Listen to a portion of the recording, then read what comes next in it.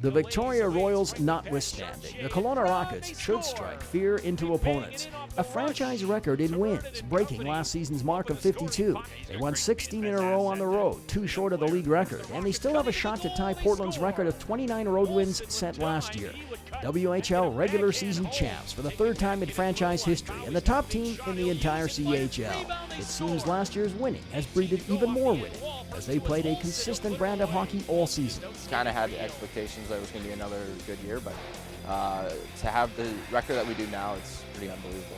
And Jordan, the goaltending here is pretty good too. The Leduc, Alberta native has the 2nd best goals against average in the league, and he's 4th in save percentage and 2nd in wins.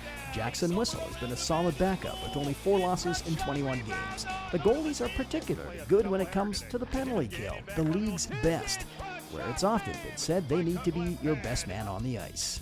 You know, we do try to take away time and space, and the guys have made good reads. They've blocked shots when they needed to, and I think a good penalty kill always starts with goaltending. I don't know if I believe about that, but it has a lot to do with, just the way that we kill. Not a lot of teams expect a lot of pressure, like the pressure that we give. Ask opposing teams and they will say the Rockets are tough to play against because they're so deep.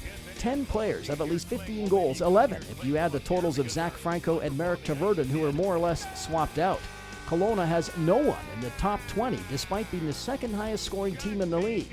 They can roll 4 lines and 6D seamlessly, and matching lines isn't that critical for the Rockets. We don't have one superstar really, we just all have a bunch of guys that are willing to buy in and play the right way and play the right game.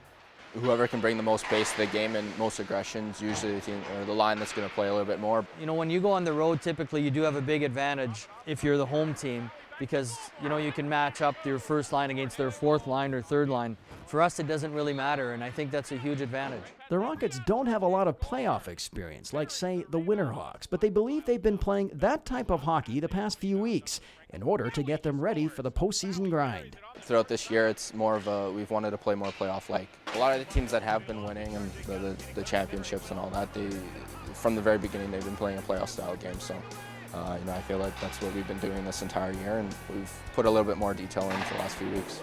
Whatever happens in the playoffs, the Rockets look to be set for the future. This is a team that avoids the temptation to load up for a one-time shot at the Cup.